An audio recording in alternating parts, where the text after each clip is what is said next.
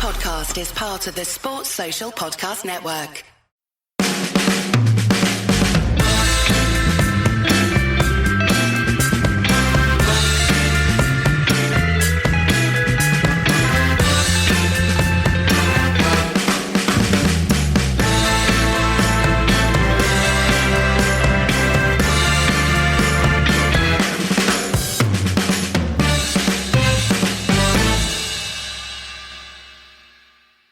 Here we are at 9:54 on Wednesday night. David Moyes has achieved the impossible.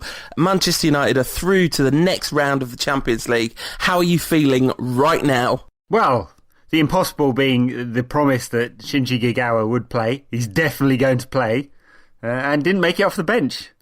Another impossible victory from Moisey boy there. No, I'm jesting. A very good performance from United against Olympiakos. There are mitigating circumstances, of course. You know, one of the worst away performances at Old Trafford for some time. Olympiakos actually had more of the ball and created more chances than United and managed to blow them all. But Robin van Persie's hat-trick was enough. I wouldn't call it a great European night because you'd actually have to beat some decent opposition, but in the context, a great result for United. Your grumpiness knows no bounds, does it? Because it sort of is a great European night, even though the opposition were terrible, just because it comes on the back of such sort of bleak performances from United. There was a lot of hope kicking about, because there always is with football, but not very many fans were confident that United would be able to keep a clean sheet. Although I do have to agree with you in the sense that United shouldn't have kept a clean sheet, really. Olympiakos really did not make the best of their chances. And when they did make the best of their chances, the man for the big occasion was equal to it. David De Gea with a magnificent man-of-the-match performance, I thought. Yes, outstanding double save in the second half to keep United in it, and generally commanding around the box, very confident from David De Gea. Olympiakos, 13 shots on goal, only 6, in fact 3 on target. 6 of them from inside the box though, and that's what I was saying about wasting chances. These weren't long-range shots. They actually created some very good chances, some of which De Gea saved, some of which were completely wasted, but I suppose that's what happens when you sell your top goal scorer to Fulham. What do you make of the shape of the team? Because this is an interesting one. Back to what looked like much more traditional shape after Sunday's attempt at playing a narrow formation was completely undone by Liverpool's much better narrow formation. More of a classic 4-4-2 from United against Olympiakos. Yeah, very much. And the thing is, it worked because of certain key factors. First of all, Danny Welbeck was outstanding on the left wing. I know I am entirely blinded to his faults as a footballer by my sheer unabiding love for him, but I thought he was absolutely magnificent. And Antonio Valencia put in a powerhouse performance on the right flank, even though he couldn't see. And I think one of the keys to the shape is similar to when we played against Leverkusen, although that was a less traditional 4-4-2. The fact that Ryan Giggs is in central midfield, pulling strings, controlling things, running ting. You know, you play him once every 3 months and he's magnificent still. It's hard to imagine. But to quote Jamie Redknapp, not something I'm comfortable with doing, Michael Carrick played better. Actually, no. I'm glad to say it wasn't Jamie Redknapp that said this, it was Gary Neville, so I feel better about it. Michael Carrick played much better alongside Giggs than he has done alongside lots of other people, because he looked composed, and that too was really functional, and it made the shape work. And also Olympiakos didn't take advantage of the times when it sort of fell apart, whenever it failed to sort of run back quickly enough. They also put no pressure on United in central midfield, not a team that presses at all, and that's why Moyes was able to play that too in midfield. Yes, I agree, Michael Carrick was a little bit better, couldn't get much worse than some of his recent performances, and certainly Ryan Giggs at 40 and 41 later this year was far more dynamic than Marouane Fellaini. But, naturally you get that with a 40-year-old, obviously. Yeah, I mean, he's just a special case, isn't he? And it really did look tonight like you're thinking, well, let's just give him another year, shall we? He can play once every 4 months or whatever it is that he needs to do to come on and be like that. What did you make of the shape? I mean, were you surprised that he went properly 4-4-2? Not really. I think Moyes defaults to what he knows best, and this is what he knows best, of course. I suppose I wasn't necessarily sure that those exact personnel would play. I did think Fellaini would probably keep his place. He didn't. Good job too, in the end. I thought Valencia might play. He did. And down the left, Welbeck was, I suppose, a surprise pick there. There were many other options, not least that Moyes had told Shinji Kagawa he would be playing. Sort of. So, a little surprised. But, all those things actually worked for Moyes in the end. Valencia, real Trojan performance there on the right wing, especially after he'd taken a Rocky Balboa in the face. Welbeck, bags of energy, some quality as well. Nice first touch, bringing people into the game. Looked a threat at times, although he'll be grateful that he was offside for that one he missed, where it was an open goal, 3 yards out. Giggs pulling the strings in midfield, still got all that quality on the ball. Rooney running around like the headless chicken he sometimes does. I suppose people will call that a great performance. I actually thought that the quality on the ball was pretty average from Rooney, very average in fact, but he ran around a lot, made tackles, and 3 shots, 3 goals from RVP. That's what you expect from the man. Absolutely. I have to disagree about Rooney. Obviously not a particular Rooney fanboy, and I thought in the first half what you just said is pretty much exactly accurate, but actually his performance on the ball increased a lot in the second half, made a couple of really dangerous runs, was much more tidy with his passing. So I did think he kind of grew into the game on the ball, and in the first half he did make a very telling contribution with his running around, and also with his fine assist for Van Persie. Nice to see the two of them linking up. Yeah, actually passed each other at least 3 or 4 times today. Rooney 75% pass completion, so I think I'm probably right in saying he was a little bit wasteful with the ball, and a lot of that's to do with the fact that he tries to play the Hollywood ball too often. I think that's what he has done as his game has deteriorated over the years. But look, he keeps putting in a shift, and that's what United needed. I mean, he went deeper and deeper and deeper, and basically made a 3 in midfield for much of the second half, and gave United plenty of work rate and energy in there, and that was important in the end, I think, to the result. Yeah, absolutely. And as I say, I wasn't disagreeing about his overall performance, but I thought his performance in the second half was considerably better than his first half performance. But yeah, so all in all, absolute tonic for David Moyes, because after the Liverpool game, it started to feel real, didn't it? The incredible outside bet that David Moyes would not survive his first season in charge, which would have been so unlikely at the beginning of the season, looked like it might be coming to pass. I mean, there are no positives from that Liverpool game whatsoever, except it's over and it's not going to happen again. Well, not this season at least. Yeah. No, you're right. No positives whatsoever. A performance as abject as United's performance in the first league in Greece, and that was one of the worst performances I'd seen in the last 10 years. And there have been some terrible performances and results under Ferguson, of course. It always felt like a one-off, and the thing that made the Liverpool result the worst, I think, is that it didn't feel like a one-off. It felt like a culmination of many negative factors around the team and the club this season, and just about as bad as it gets, not only because it was Liverpool, but it looked like the players had given up too. And in fact, take a look at Moyes' face halfway through that game, it looked like he'd given up too. Yeah, I mean, that 3-0 win over Olympiakos, of course, puts a shine on the week. Many people tweeting that they were excited to hear us talk about the Liverpool game as a sort of catharsis. And I think it is, not to be unnecessarily negative about the whole situation, but I do think it is worth delivering the excoriating analysis that they deserve, because it was a truly abysmal performance. I don't know about you, but when I saw the lineup, I was pretty happy with that. I thought that was fairly bold from Moyes. He was really clearly going for it. But there's a difference between starting 11 and tactical approach, right? And the tactical approach appeared to be absolutely all over the place. The huge over-reliance on Rooney, the complete surrender of impetus in midfield. Fellaini looked great against West Bromwich Albion. He did not look great at all against Liverpool. And you don't pay £27 million for a player who looks good against West Bromwich Albion, right? Liverpool weren't even that good. They were functional, but they didn't have to be at their best. Well, to right. brush United aside like they weren't even there. And lots of people complaining that the players weren't trying. And I actually thought in the first half the players did look really up for it. They just looked like they didn't know what to do. And as soon as that penalty happened at the beginning of the second half, every single United head just dropped. And, it's happened a lot of times this season, but never more vividly, where you think, imagine if that was Fergie.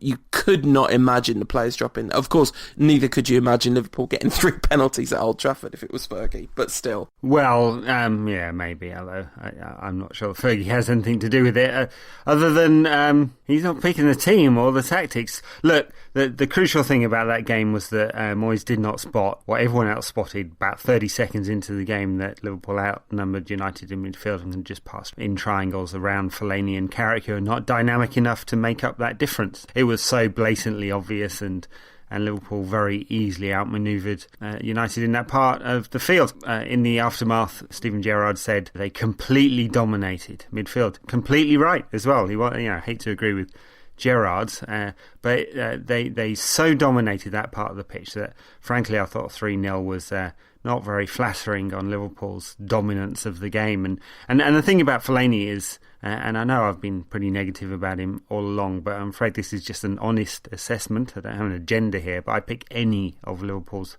midfielders over him, any of them, including Jordan Henderson, who's had a very, very good season and was just far too good for Fellaini and Carrick in that game. And as a result, Liverpool were able to create very good chances. Didn't take them all. Yes, they got 3 penalties, but frankly, that's because they were getting into the box in dangerous situations all of the time.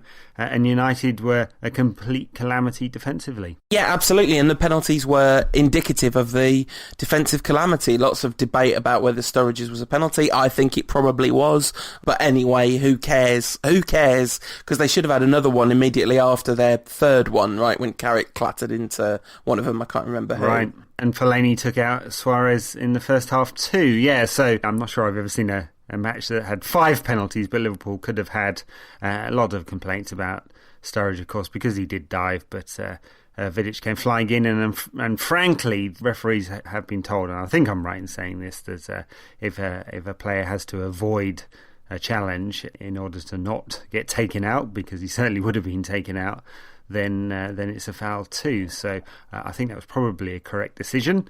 Leave it out to you qualified referees to correct me on that one if I'm wrong, but I don't think I am. And the other ones were fair dues on the penalty stakes there. So frankly, Liverpool just very, very good value for their win, and there wasn't a lot we could complain about other than the tactics, the approach, the negativity, the effort and the work rate, the quality on the ball. And I suppose the only upside was United's support, which was fantastic, of course, although it does get to the point when you're singing 20 times over and over against Liverpool that you might be living in the past just a little bit. Oh, I can't believe I've got to bring this up. United fans get very upset if you ever talk about what they sing about Liverpool, and they always go, yeah, but what about them? And of course Liverpool fans were doing airplane signs and singing Munich songs, as they do.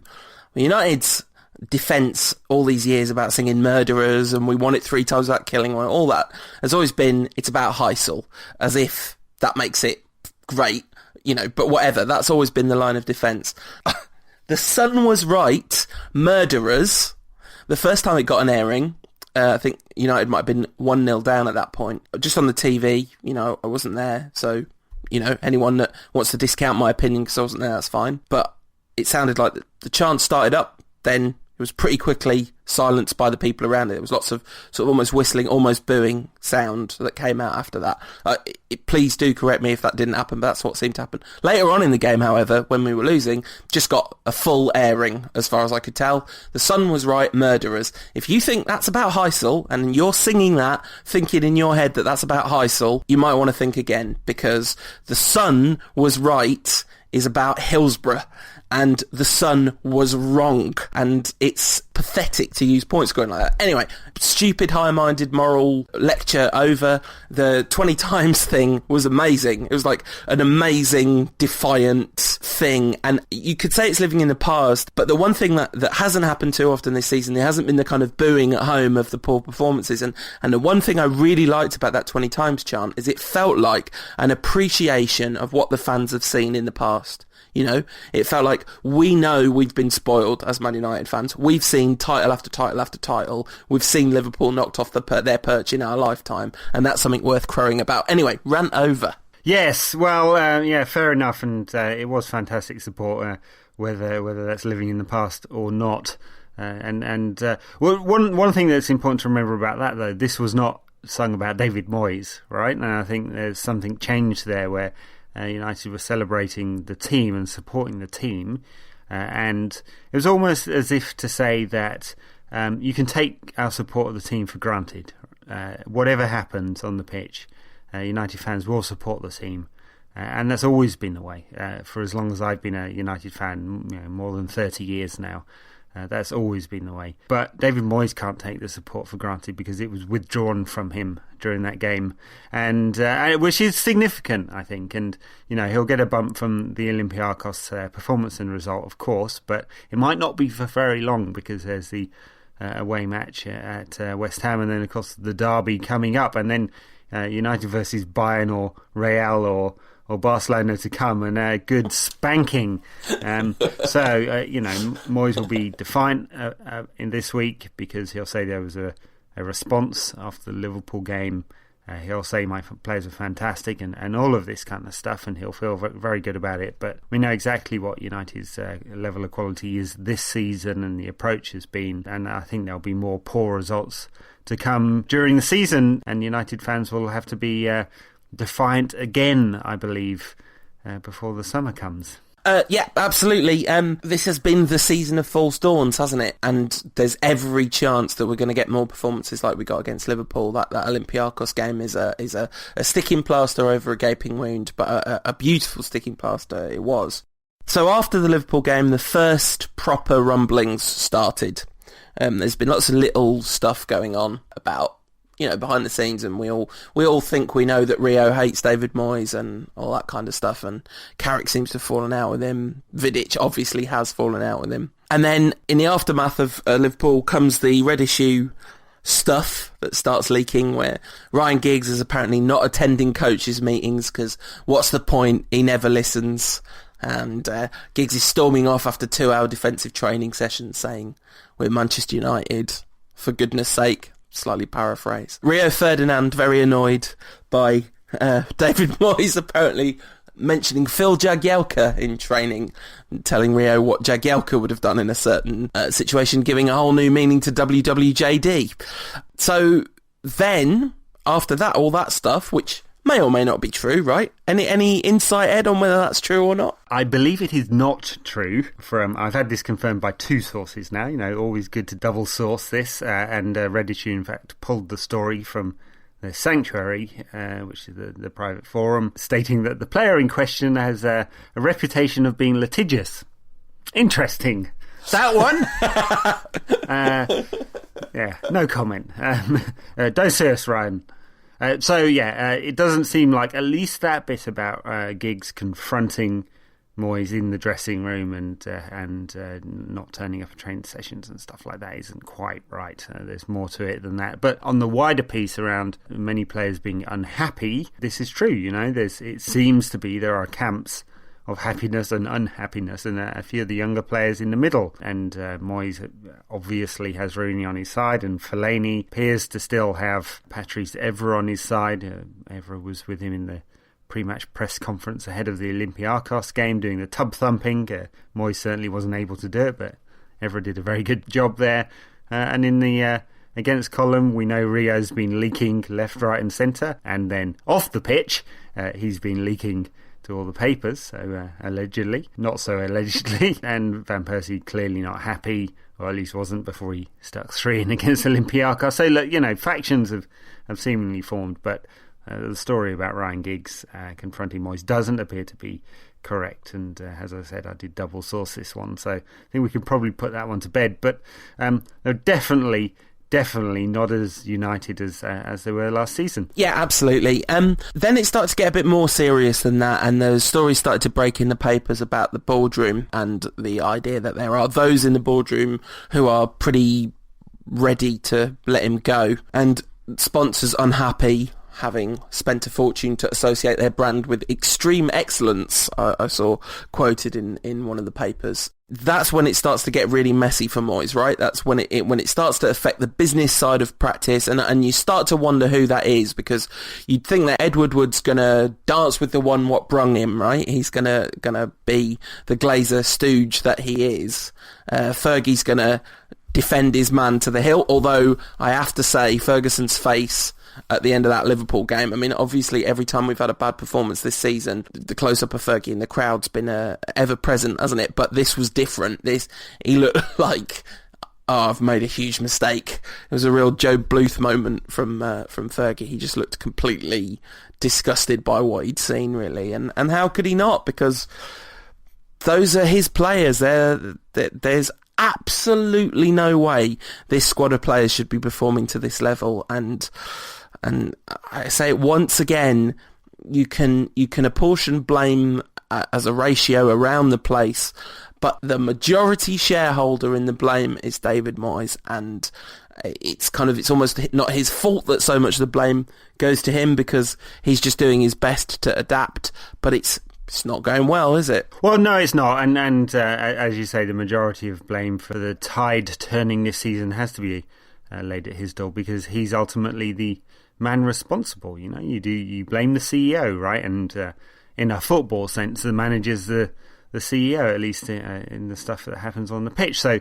yes, loads of blame there. Of course, there's blame around Ferguson for being the Glazers' stooge for all these years, for underinvesting, for leaving a squad that had too many players ageing in too many key positions. I mean, just look at Ferdinand, Evra, Carrick, and Giggs, and Van Persie all starting against Olympiakos, all into their 30s with different degrees. There's Vidic, of course, as well, who's off. 3 players in the back 4 will be off, and complete revision of the squad is required, and that would have been required anyway, I suspect, at least an acceleration of the evolution. And then you can blame the Glazers for restricting spending for so many years, which had a cumulative effect on the quality of the squad, right? But Moyes took a team that had won the league by 11 points last season and has completely destroyed them. And it's not just that, is it? It's the approach, the negative percentage football, and it very much is percentage football, even if it isn't long ball football. The really oddball approach to media relations, which just feels like the man needs to desperately grow a pair. I mean, the post-Liverpool, pre-Olympiakos quotes around we'll try maybe to not let them beat us type stuff. And he probably didn't even say that, but it feels like he says that every single time, doesn't it? And it just creates an atmosphere of negativity around David Moyes. Now, to the point you were making, is that having an impact in the boardroom? Maybe. I don't think so just yet, but it would be massively remiss of the boardroom not to look at options, because it's been so damaging.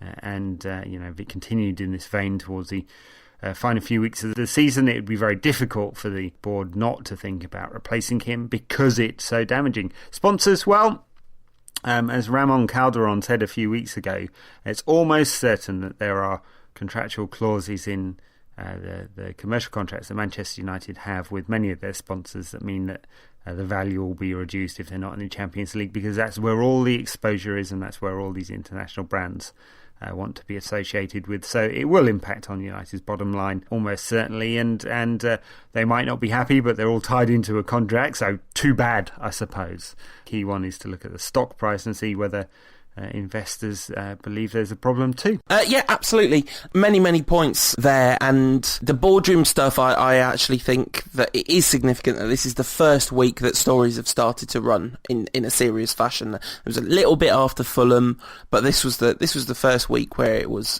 pretty openly being discussed, the chances of David Moyes' future. I mean, you've been pretty bullish on the idea that he's gonna definitely get into a good portion of next season regardless of what happens, basically, from here on out. Unless we do hit that 10 league games KPI. We haven't got there. We've lost 4 league games since you said that. If you include the Fulham draw and the cup losses, then we're at 8, I think, and I'm getting closer and closer. But you did specifically say league losses, so there you go. Yes, he's still going to be in a job. Yes, well, that KPI, of course, was supposed to be so extreme that it was very unlikely to happen, which it was. I can't see United losing 6 of the 9 league games remaining this season. I think that's unlikely, especially actually if you look at the rest of the fixtures. There's Everton away and City at home. The rest of them, well, Newcastle away, I suppose. There's quite a lot of dross in there too. Really, it's only Everton and City above United in the table, so it ought to be a decent end to the season. And of course, the season is pretty much over now. I suppose we could try and chase down Everton for a Europa League spot. Basically, in the league, it's over, so maybe the players will relax a little bit and some results will come. Maybe. Yeah, maybe. We'll see about that. And, I guess then everything hinges on the beginning of next season, but we'll fall off that bridge when we come to it, right? Liverpool game, Raphael, who should have been sent off, probably the only player to emerge with any credit, and his complete brain freeze for the handball is perhaps explained by the fact that he'd been up almost all night as his new little baby was born the night before that Liverpool game. So, yeah, that kind of explains why he was a bit brainless, although it is Raphael, so that is always a factor. Yes, I mean, it seems to be, although he had a season of not too many errors last year, didn't he? So, although he was excellent against Liverpool, well, in the context, I thought he was United's best player, and he's put in some solid performances recently, but that was very odd handball, very, very odd. He was really good against Olympiakos as well, and it is nice to see him put together 2 good performances in a row, and that is a player that wears his heart fully on his sleeve, right? He's got passion written all over him, that lad. Fully, yes, and he wants to win desperately, and sometimes I think that makes him do some very strange things. So the Olympiakos game then, which we covered at the beginning of the show, really, Van Persie's hat-trick was excellent. Their keeper, I'm not sure what he was doing for the free kick, but he was clearly felt he was unsighted. Not saving it in the middle of the goal. Yes, very, very odd. Yeah. How were you feeling when Van Persie stepped up to take his penalty? Were you confident? Well, it's hard to be confident because if you take a look back at the Liverpool game, I think he had 4 shots all off target and some extra ones when he was offside as well. So he's a man not in great form or wasn't in great form, and certainly that had translated into his lack of movement in recent games. I suppose you don't need to move that far when you're hitting a penalty, which helps, doesn't it? But it took it very confidently right into the corner, very well taken. Free kick, plenty of bend and pace on it, should have been saved. If you're a decent keeper, you save that. But I suppose Rodrigo is not. Yeah, David De Gea's understudy until he was booted out of Atletico. The final goal, the second goal, sorry, very rank poor defending in the centre of the pitch there. They just peeled away from one of the defenders and they both ball watched and neither marked the zone, and he was able to just tap in Rooney's ball. Yeah, absolutely. But that's how you get back confidence, right? As a striker, you start to just score some goals and it all changes. And it was really horrible to see him stretch it off. Mentioned false dawns earlier, but actually with Van Persie, once he starts scoring, it doesn't tend to be a false dawn. So it was really, really a shame that he was stretched off, and we hope that's not too serious, because we could do with him in form if we want the rest of the season to at least be fun, couldn't we? Yes, well, it looked like an impact injury, an impact into muscle, so I'd say a dead leg would be the most obvious conclusion to that one. We'll see whether it's worse than that, but it wasn't a stretch, so it doesn't look like a torn hamstring or anything, which would be much more serious. Dead leg is a few days out. We'll miss the West Ham game, may miss the City game, depends on how bad the dead leg is, but I suppose if you're taken off, it's pretty serious. Yeah, absolutely. So before we look ahead to the games coming up in the rest of the week, should we do a couple of Twitter questions? Indeed, let's do it. It should be fun this week. Yeah, absolutely. A lot of these questions came in before the Olympiakos game, so that gives them some context. There's many along the lines of this one from @Lucas_MUnited, MUTD. Do we replace Moyes with Klopp, Simeone or Van Gaal? Yes. Well, I think I've said my favourite there, but of course, Moyes is going to get the summer and another season at United, so this is all academic. Yeah, and Klopp. You mentioned Paul Lambert on Twitter at some point this week. Well, yes, I do think it's quite a funny thesis, thinking that United will suddenly go for a risky appointment. Ferguson's still in the boardroom, so just look around and find out who's Scottish. Of course, Aston Villa, I think second only, random stat here, to West Ham in terms of the percentage of long balls that they hit. Oh, there you go, perfect. You would think that I think out of those three, the most likely appointment is Van Gaal, but he's also probably the one I'd want least out of those three, because Van Gaal's career is a mixed bag, isn't it? It's not a guarantee of success, the appointment of Van Gaal. No, and he's worked at some very big clubs, and he worked at some small clubs, has a reputation for being quite divisive, of course, but he's an experienced hand, and you wonder, after the disaster that has been Moyes, if the board was to decide that they needed to go in a new direction, whether they'd go with a safe appointment. Of course, Moyes was supposed to be that and hasn't turned out to be it, but Van Gaal has an international reputation. He'd probably command plenty of respect from the players. It would be a short-term appointment, no more than 3 years, I would suspect. Klopp, much more exciting, of course, but a risk, a man who's only ever worked in Germany, done wonders with Borussia, his teams play some very attractive football. He's a big personality, looks like he's got plenty of confidence, but limited experience at the very top level, of course. That said, Klopp can't go anywhere, can he, with this side anymore? Bayern pinch all their best players and everyone else will pinch what's left. And Borussia can't compete. No, absolutely. And it's interesting, because if you think back to when Ferguson was appointed, Aberdeen was pretty exotic in terms of the sort of parochial nature of football at the time. And football's broadened its horizons enormously since then. And actually, that it makes tremendous sense to pick a charismatic, young-ish, successful manager from another country who seems to fit the mould of the kind of person that could become a leader for the long term. Klopp would be my dream appointment, and of course it might go horribly wrong, and also more than anything it seems a long shot that the board would be that sophisticated, because who is there on the board who is going to exert a sophisticated, nuanced football perspective on this? Nobody. No, exactly. Ferguson is a lot of things, but he's, he does have a narrow-minded quality, Alex Ferguson. I think it's fair to say that. I don't know if you know what I mean by that. Maybe I'm wrong, but there is that kind of. Well, he's how old is he? 75? 7,800, yeah. So 70 to 72, and but of course, he was a man that pushed for Moyes, so that gives you his perspective on what he expects to get out of a coach. So look, you're right on the wider point there. There's 6 Glazers on the board: Ed Woodward, Bobby Charlton, Alex Ferguson, Michael Bullingbrook, and Richard Arnold. And not all of them have executive power, and really it's going to come down to the Glazers, who have no idea about football. I'm sure they would listen to Ferguson again if it would happen, and that's the other thing that tells me that Moyes isn't about to get the boot. Okay, and talking of which, at Eddie Truly Reds asks, when did you give up on Moyes? So to the extent that I've given up on him, which is basically, I would love the 10% chance that I would estimate that it is that he'll come good to come through, but my kind of 90% giving up on him happened at the Fulham game. I look back this week at my Twitter archive from when he was being appointed when Ferguson left, and I was pretty devastated when Moyes took over, and I sort of forgotten that a bit, because I really made a big conscious effort to think, okay, well,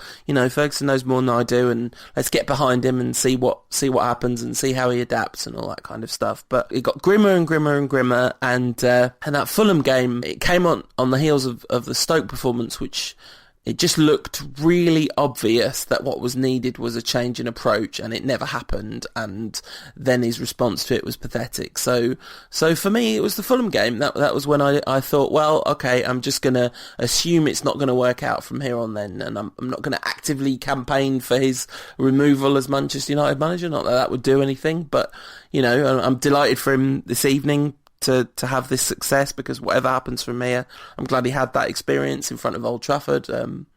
Because he has built some sort of relationship with the fans. But yeah, the Fulham game depressed the hell out of me, and not really seen anything since then to make me change my mind. What about you, Ed? Well, it's rather presumptuous. Who said I'd given up on him? Oh, okay, you think he's going to come good, do you? He's the chosen one. Well, no. So, look, I didn't want him to be appointed. I'm on record there. So it's like this question about whether Moyes has lost the dressing room. And really the true answer to that one is that he never had it, right? The players wanted someone else appointed, at least those ones that were confident enough in their own position. Some of the others didn't want Mourinho appointed because they were worried about it. So said reports this week, worried that they might get replaced because they weren't good enough, which surely he would have done. So I guess my take on it is that I was never really with Moyes because I didn't believe he was a good enough manager for United. Mostly, I just didn't like his approach because Everton were a functional percentage football team. So it's hard to give up on him in that I didn't really ever believe in him. That said, if you're going to make an appointment, you give a man long enough to really impact both on the philosophy of the football, which is dreadful under Moyes, and the makeup of the squad to build your own team, which he's not had the opportunity to do for various reasons. Some of it his own fault, much of it Ed Woodward's fault. So I guess my position has always been that I thought he should have those 3 transfer windows in order to do the second part of that equation. That said, I don't believe United will ever play good football under Moyes, ever. He has a very clear philosophy about how he wants to play. He wants his teams to play enough football to get the ball out, retain possession and get the ball out wide, and then he wants his men to knock it in. And it doesn't really matter where it's from. So United are never going to play nice football. And the other side of that equation, of course, is when he attempts to play a different system, which might look like a team that plays better football, it looks like a mess. Because I don't think he really knows how to coach it, and we have some evidence for that. In that his coaching regime is all about shape, all about space and shape, not really about interplay between the players. So very long rambly answer to say I wasn't really ever with him. I've always kind of felt that he should get enough time to build his own team. The problem is I don't really believe that team will ever be that good. So, we'll see in the summer. I guess I'll make my judgment then as to whether he should stay or go. I don't think there's a very high percentage that he'll be successful. Okay, fair enough. This is my favourite question of the week from @Benny Hudson, saying, will our next manager be Big Sam, and will we keep going through Fergie's mates until we hire Eamon Holmes? Yes, quite possibly, yes. I would... I can't imagine a scenario in which Big Sam gets the United job, but if it ever happened, I will camp outside Carrington naked until he gets a sack. This is not a question, but from HLDSTDY, he says MRVP, Mark Robbins Van Persie.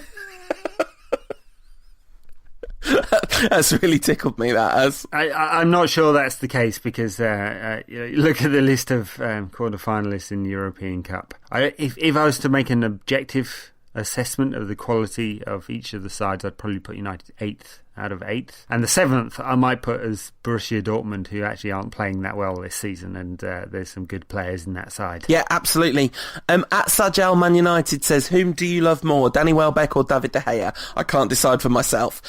It's like asking me to pick between... I haven't got any kids, but if I had 2 kids, it'd be like asking me to pick between my 2 children for which one's favourite. You're not allowed to sit on the fence. This is Ansorgi's choice. All right, well, if I've got to pick one of them who I love more, I've got to pick Danny. But after that double save that De Gea pulled off against Olympiakos. Shame on you. Shame on you. My love for Danny... My love for Danny Welbeck is not a rational thing. It's not based on, merits. He's a local lad. No, that's very true, and there's a lot to love about Danny. But if I had to pick a player, it'd be De Gea because he's world class, and I'm afraid Welbeck is not. Well, I mean, yeah. If the question was, out of these 2 players, who do you keep at Man United? Then Like, if you guarantee one of them plays his whole career at United, I have to pick De Gea, but I wouldn't want to. not in my heart. Danny Welbeck is the player I most like to see doing good stuff on the pitch. He was brilliant again. I mean, you're right about that. It was a good job he was offside, but he was just a different class. He just does so much right and makes so much positive impact. Anyway, final Twitter question of the week. At Anton Alfie, friend of the Rantcast, says, did Moyes ask you to listen to any Everton podcasts this week? No, I don't think I could. I don't think I could stand the high-pitched dolphin squeaking for an hour. So, no, we haven't had to listen to WWJD radio this week. So, on to football matches, and Big Sam was mentioned earlier, and we travel down to Fergie's other Bezzy mate. I don't know how it's possible. I mean, we have been better away from home, and we've been doing, we beat Palace, we beat West Brom. West Ham are probably a bit more of a difficult opposition than them, but not by much, right? Well, no, they're not having a good season, clearly, although, it's super, super tight down the bottom, so as it stands, they are 12th, but they could drop into the bottom 4 or 5 very, very easily with a couple of bad results, and they don't play nice football, but they haven't played nice football for quite some time. They have a very mixed bag of results, a couple of thrashings at Forest and City back in January, and mixed results recently. Lost at Stoke, lost at Everton, amazingly beat Southampton. Southampton playing some nice football this season. So, you're not quite sure what you'll get there. They're okay at home. United have a very good record away from home. In fact, the third best record in the Premier League away from home. Shocking, really. Scored way more goals and way more victories and way more points, and only scored 18 goals at home in the Premier League this season, which is the same as Fulham, who are bottom, which is a real disgrace, really. The pressure's off away from home, I guess, or Moyes' kind of reactive football works better on the road, and so all of that would point to United putting in a half decent performance. There's got to be a good chance of United winning this game. Yeah, absolutely, and a huge lift from the Olympiakos game, because the atmosphere, the whole thing, the fact that it's not just that we won, but we beat someone that we had to beat 3-0, which is a fairly big ask, even if it is Olympiakos. So you would imagine that some of that would carry over. The one thing the Liverpool game really did raise the spectre of is the stuff that you said when we signed Juan Mata, and I couldn't believe that you raised a point of anything less than joy when it happened, but you were right to, because he does not know what to do with Juan Mata, does he? Hasn't got a clue, and played very narrow formation against Liverpool with Januzaj, lopsided formation, I suppose. Januzaj hugging the touchline and Mata coming inside, and talk about players in other players' zones. They're all over each other, but that's Rooney and Mata all in the wrong place all of the time. And then, of course, Van Persie coming back to play 9.5, and they're basically throwing an orgy in the middle of the pitch. Unfortunately, they're all on top of each other. Mata doesn't look happy there. Mata's reduced to knocking aimless passes across the pitch. So many long passes just from side to side to side. And not just Mata there, but he doesn't know what to do with him. And it's amazing, really, because he's got Rooney, he's got Mata, he's got Kagawa, and he's got Januzaj. Would probably all like to play just off the main striker. And then you've got David Moyes, who wants to play 80% of his football in wide areas.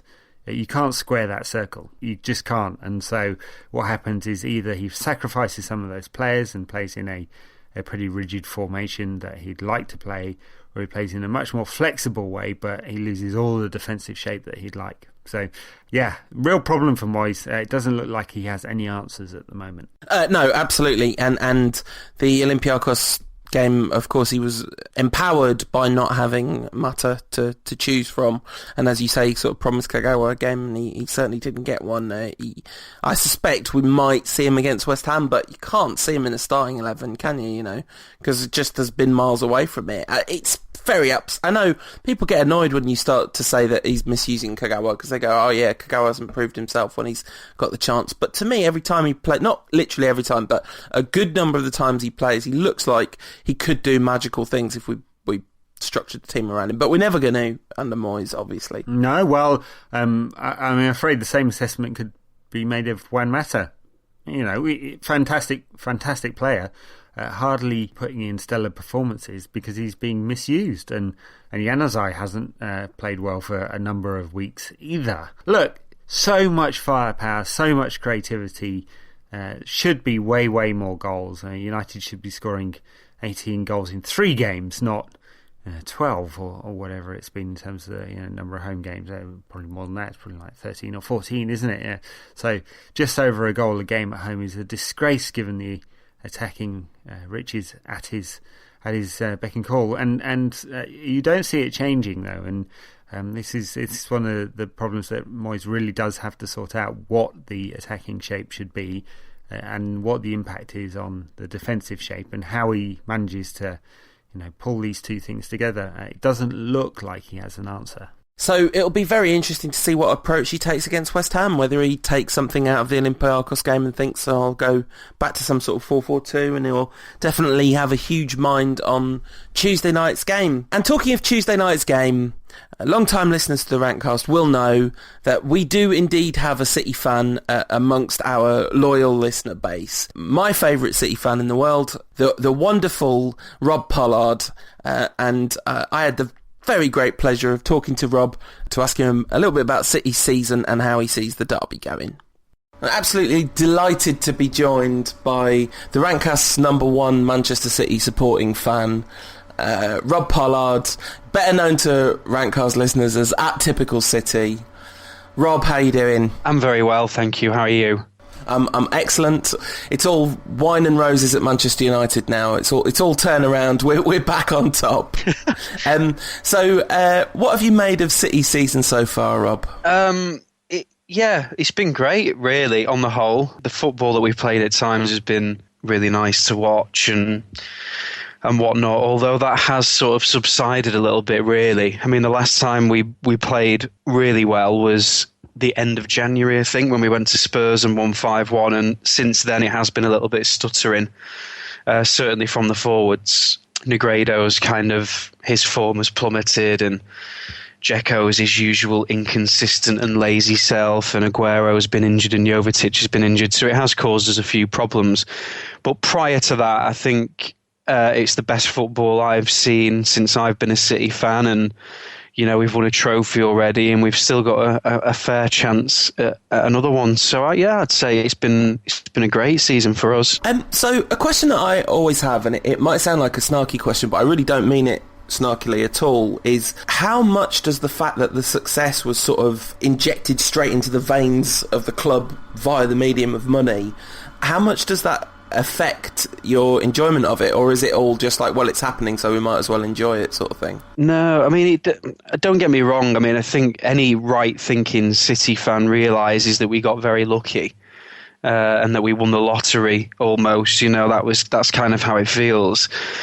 But in terms of day-to-day enjoyment, it's not in your mind. Like, take for example the extreme example, like the QPR game when we won the league. You're not jumping up and down and really enjoying it, but in the back of your mind it's taken away from because you're thinking, well, we had a load of cash injected in. Do you know what I mean? It's just sort of, I don't know, when I sit down and think about it, I think, yeah, we're really lucky, and obviously it's not the most organic way of doing things or whatever, that's the word people like to use, especially particularly Arsenal fans. But at the same time, no, I don't. It certainly doesn't detract from my enjoyment. I enjoyed QPR as much as I enjoyed Wembley in '99 when we beat Gillingham on penalties. They were both as exhilarating as each other, regardless of the situation, really. Yeah, we should have said this beforehand, but there's a ground rule on this show. I don't know what game you're talking about. You keep referencing some QPR game. I'm not sure. Are we not allowed? Sure I know what you mean. Are we not allowed to mention that on here? It's not so much that you're not allowed to mention it as I just don't know what you're talking about. Oh, right, okay. So, what do you think of Pellegrini? Looking at it from the outside, he seems to be doing a pretty terrific job. Yeah, I really like him. I mean, I wrote a piece for the Mirror recently talking about there is a section of our support that have never really taken to him, and I think that some of the recent difficulties that we've had, like the FA Cup defeat to Wigan and getting knocked out of the Champions League and whatnot, I started to feel that was fueling them a little bit. I mean, the reason that they never took to him was because they had a strong romantic view of the last manager, because he ended City's wait for a trophy and whatnot, which is all really nice. I mean, I love Mancini as well, and that's great. But he had to go. I think that he had sort of alienated and annoyed everybody in the squad to the point where very few players actually liked him anymore. And I've spoken to some of the staff at the club, and they certainly didn't enjoy working for him, so he had to go. But on the whole, my view of Pellegrini is that he's been absolutely fantastic. He's made errors. I mean, I think that the Mathsgate incident in Bayern Munich, where he didn't know how many goals we needed to top the group, was criminal, really. He got away with that at the time, though, because we were playing so well. We were in the midst of an amazing run. I think we went on a 20-game unbeaten run, and we were just scoring goals for fun. So it would have seemed a little bit,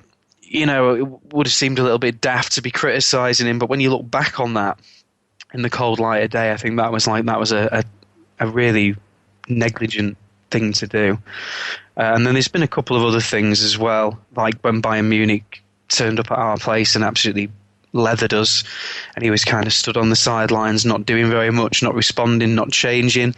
And then the whole Dimichelis situation, whereby he can, persistently plays him, and he's made errors that have cost us as well. But I would say, on the whole, as an analysis of his first season to date, I think he's been excellent, and I've really enjoyed this style of play that he's tried to implement, which I think is what appeals to the officials at the club the most, is that he's a guy who is willing to work in the director of football mould. He's not going to kick up too much of a fuss like Mancini did. He's not going to break ranks like Mancini did. And also, he plays a certain style, which is the kind of football that the directors at the club want to see the club play. All right, this is far too much Manchester City talk for the Rantcast. What have you made of Moyes' magnificent men in his first season at Manchester United? Yeah, I mean, I don't know. I don't want to be too harsh, but obviously it's been an unmitigated disaster, hasn't it? I mean, I certainly didn't envisage that he would do this bad. It was always in the back of my head that maybe this guy isn't qualified for such a big job, or, I mean, no one's capable of filling Ferguson's boots, but I certainly had the doubts that he would be able to. But no idea that it would be this bad. He just seems completely lost the majority of the time. It seems like he's got no ideas of how to change things when they're going wrong. He seems to have no plan of how he wants you to play. I mean, some of the tactics of seeing United play this year, the style and the tactics have just been so base form, and it's not good enough, really. So I think that, United have obviously had although last night's result was excellent, and it was nice to see him enjoy it, because, I've said a few times on Twitter, and I was saying to you before we started this interview, although as a City fan I've obviously enjoyed watching United's fall, because I feel it's been a long time coming, and I certainly think your fan base needs it.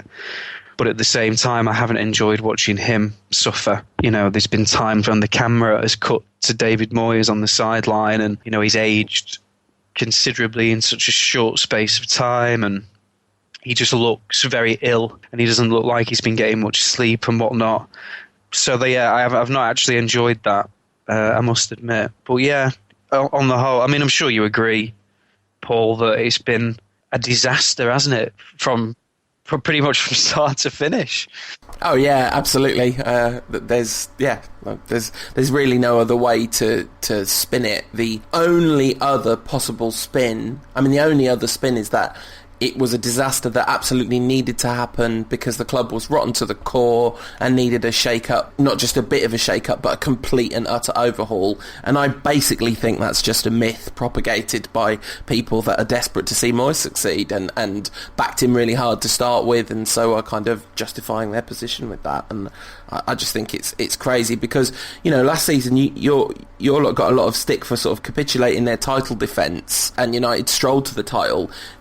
I thought that was a bit unfair, really. I thought in a lot of ways United were just driven by Ferguson's determination, and actually it would have been very difficult for you lot to overturn it. Did you think you were going to do better than you did last season, or was it pretty much what you expected? No, I thought we'd do better, but there was definitely a feeling of after the Lord Mayor's show with us, because obviously the way we won it, it was an incredible emotional way of winning it, and then we never seemed to get going after that. But being sort of in my new job this year, I've sort of been able to speak to people at the club and whatnot and get a feel for what was going on last year, and it was just clear that Mancini's sort of autocratic style, which had worked initially, because he came in and took over a sort of really disorganised group of players, and it worked at first. He's shouting and he's demanding of this, that and the other, and it worked for 2.5 years of constant progression.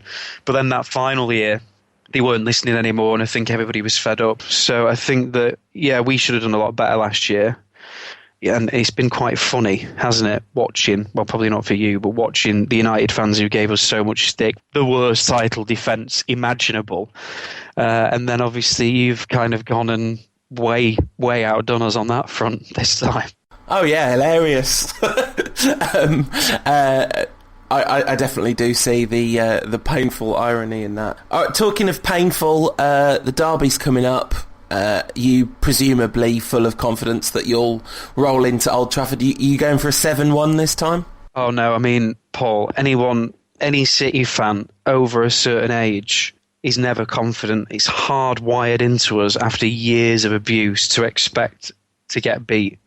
Believe me, there's no arrogance in the City supporting ranks even now that we've had a bit of success. So I'm certainly not expecting to go there on Tuesday next week and,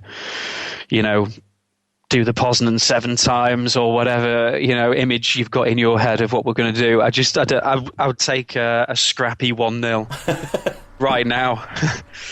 I think you might be able to do a little bit better than that. I don't know if you watched Liverpool against Manchester United. I did. That game was pretty terrifying in terms of the City game coming up because you lot are quite a lot better than Liverpool, aren't you? I think when everyone's at their best, I think we're quite a bit better than them. But I think they're well in form and we're not, so that does make a difference. I think, we're better than them when we're going full throttle, but at the moment, I don't think we are. Okay, so who have been your... Well, I was going to say who's been your best and worst players this season, but Di Michaelis, lol. He's not as bad as everyone makes out, though, There has been a real media and our own fans, there's been a witch hunt and a scapegoating thing going on that has just made it absolutely absurd, the criticism that he's taken. It's just one of those. He's not great, but he is what he is. I mean, we signed an old, slow player as a stopgap, and I don't know what what the City fans would think. Obviously, the glaring errors like the foul on Messi and the foul on Fortune against Wigan, I can't defend him there, but in general, he's been nowhere near as bad as people make out. So is he your Tom Cleverley? Is that what you're saying? I don't know about that, but he's probably been the worst, though. I'm not going to lie, he's probably been the worst, but I just think that it's been a bit over the top, really, the criticism. And our fans don't help in that regard. I think we've got a history of doing that where I don't know whether this is the same at all clubs, actually, but there's certainly been a history of scapegoating certain players at City. It's kind of like there's always at least one who is a vessel for, channeling anger. And he's undoubtedly been the one this season. It definitely happens at United, and sometimes it's justified and sometimes less so. So people sometimes ask me what player I'd most like to have from another Premier League club at United, and I always say Yaya. Which Manchester United player would you most like to have at City? Fernandinho has been our best player this season, by the way, just to make that clear. Oh, right, yeah, okay. He's been our best performer. But which United player would I like to have at City? Vidic of 6 years ago, please. you can't have past glory Manchester United players. That's just cheating. Because the Vidic of 6 years ago is exactly the player we need to go and play alongside Vincent Kompany. If we had the Vidic of 6 years ago, we would be instantly a much better side. But no, go on then. Taking it on sort of today's form. It's tough, that, I must admit. Probably Welbeck. He's cute, isn't he? So I'll take Welbeck for his adorable face rather than anything else. It's outrageous. He's the one player you could have any of the rest of them, as far as I'm concerned. You know, I mean, Danny, I may not speak for the official views of the Rantcast on this subject. All right, Rob, thank you very much for joining us. It's been lovely to speak to you, and I look forward to your next series of disparaging questions about Manchester United in the future. Yeah, I've not done them for a while, so I'll definitely get back on to doing that at some point. Because I know you like that, Paul. I love it. Where can the good people of the internet find you? Well, I've actually changed my Twitter handle recently for one reason or another. So if you follow me at @RobPollard_, that's where you can hear more nonsense of the type that you've just heard. Brilliant. And thanks very much for your time. And I would say good luck on Tuesday, but you don't need it and we do. So there you go. All right. Thanks, Rob. Yes, the City game. Well, could this be David Moyes' last game in charge? Probably not. Although City, 8 wins in the last 10 games. They're in phenomenal form, and I know they've slipped behind in the Premier League title race, 6 points behind Chelsea as it stands, but with 3 games in hand, and they need to win. They need to win. So, you know, I suppose the pressure's on them a little bit, and the less pressure on United because there's less at stake now. But God, it doesn't half frighten me that they could totally batter us.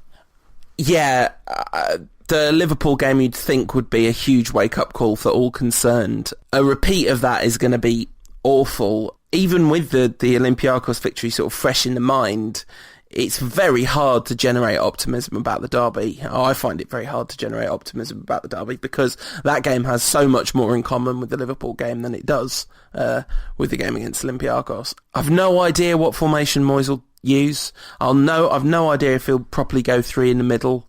It seems unlikely given his absolute...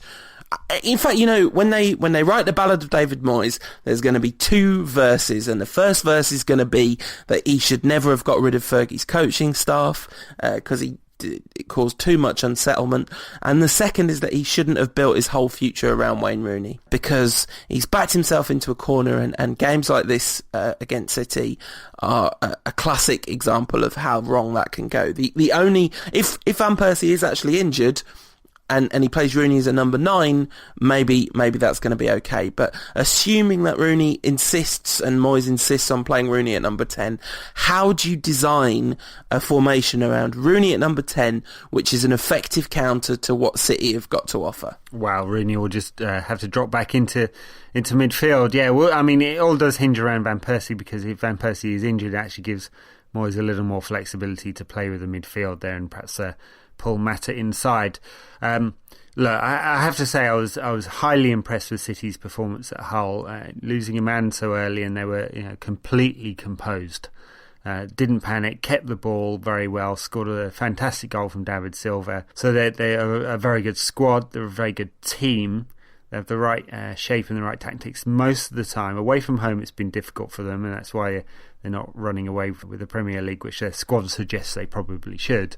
They've got the individuals to win the game if it's not quite working as a team. So on paper, they should be way too strong for United, and it matters much more to them as well. So that could result in too much pressure. I'm not sure, looking at that the way they performed against Hull, that it will result in too much pressure. I think it will actually result in a performance from City, and that's what worries me, that it could be a nasty, very nasty result for United. And I don't want to sound all gushing about City because it's City, for God's sake, and they've bought this with £1 billion of petrochemical wealth, sovereign wealth, and there's nothing much to be proud of in that. But they do have a very good team. They have a very astute manager. Given that he integrated 4 new players in the summer, I think the bumps along the way have been less than they could have been. It's a transitional period for them as well. Remember, not everyone has a bad time in a transitional period, and I'd expect them to come to Old Trafford and put on a very strong performance. Yeah, absolutely. It seems the more likely turn of events, doesn't it? I mean, the only way it could work is United get an early goal. I think that's been key, and I really think against Liverpool, if we'd scored in the first 20 minutes when we were not exactly on top, we sort of looked like we had something about us in that first 20 minutes. And I thought if we don't get a goal, it's almost to the minute. If we don't get a goal within that first 20 minutes, something's going to happen. We're going to let our heads drop, because that's happened a lot this season. So if we can get a goal in the first 20 minutes, if we can develop some sort of functional attacking unit, I would definitely play Welbeck. Not just for what I was sort of saying earlier, but I think he's incredibly useful in a game like that, because he serves a lot of functions. He's really effective on the counter-attack, but he also is really good at breaking up play, provides good cover for Evra. I mean, I wouldn't play Rooney at 10 in that game, whatever happened, but of course Moyes will. And I guess some of it might depend on whether we can take the Olympiakos game spirit into West Ham, and if we win that game, and maybe there'll be a bit of buoyancy around the place. But whilst actually I don't think that the gulf between the two squads is as anywhere near the points difference, in fact, in terms of the quality of the first 11 that they can put out, and indeed some of the rotation options. The fact is City are just way, way, way, way better than us this season, right? We've been a dysfunctional shambles.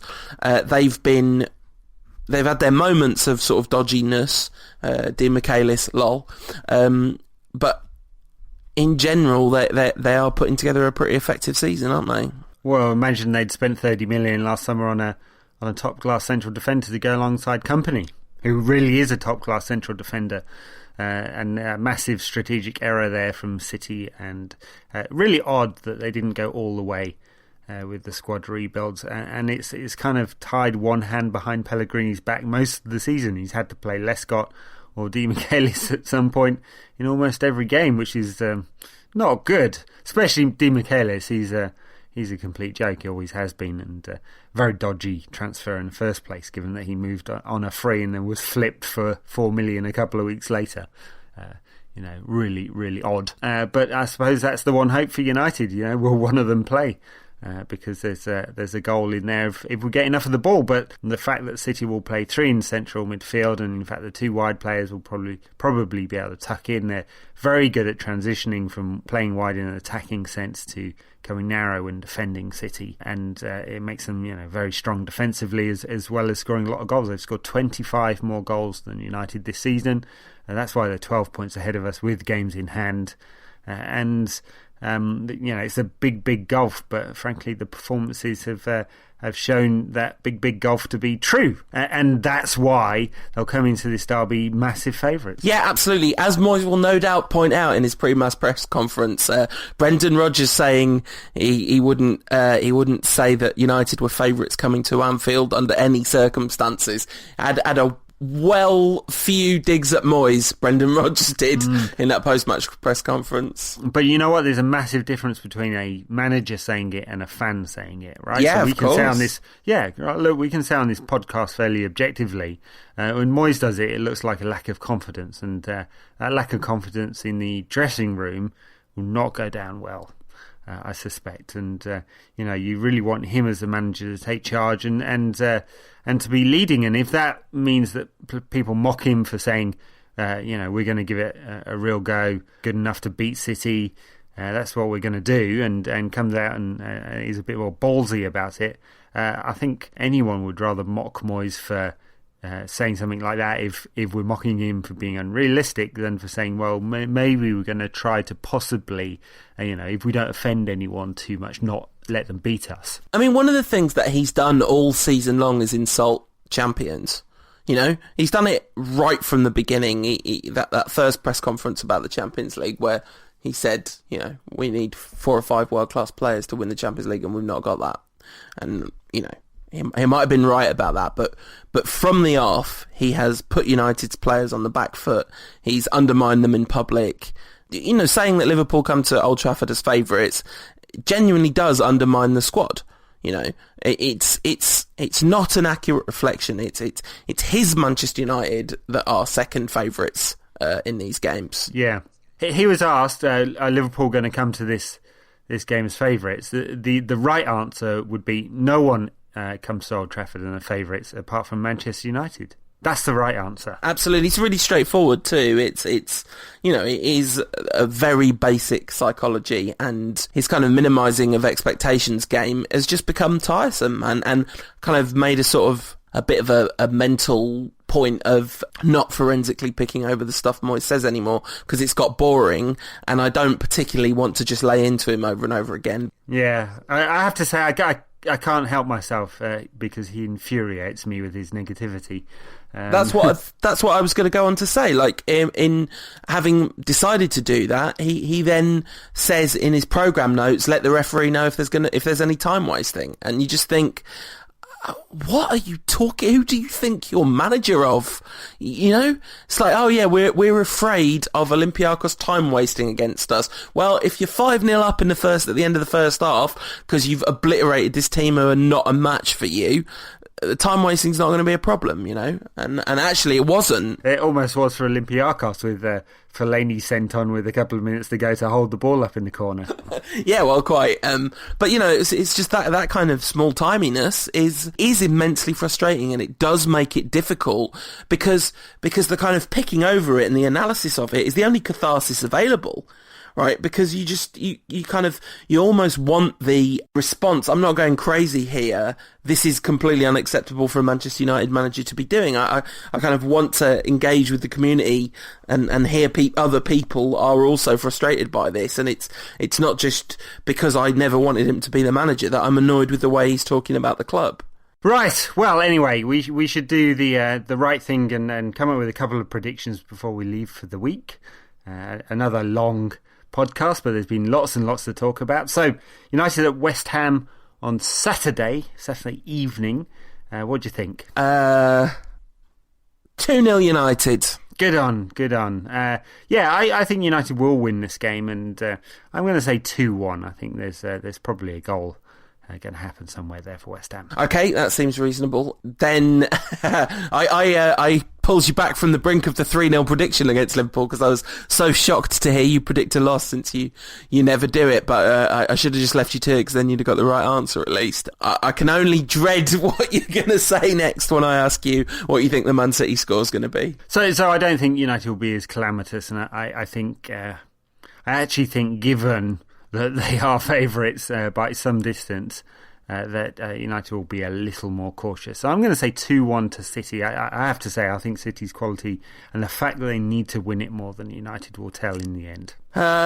Yeah.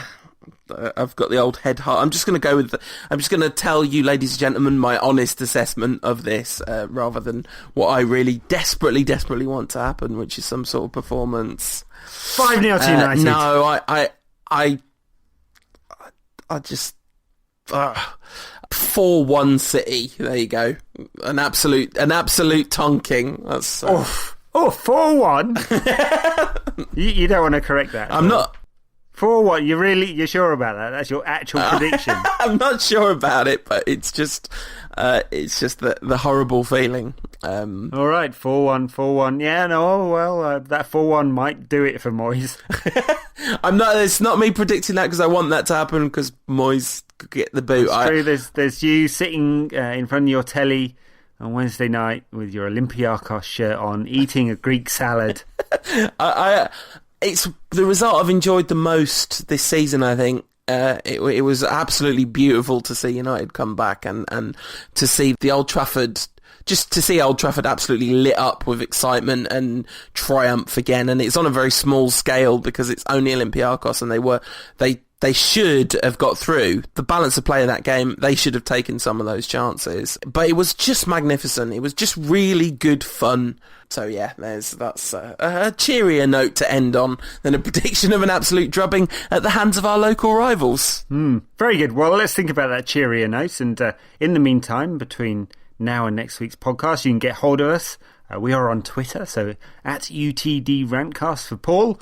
And he also appears on Bleacher Report, writing a list about almost anything you can think of. Very good lists they are too.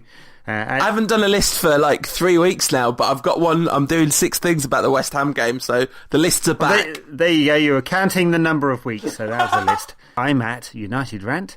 We're also on Facebook /United Rant. We're somewhere on Google+, but you'll only find us if you're a Google employee because those are the only people that use it.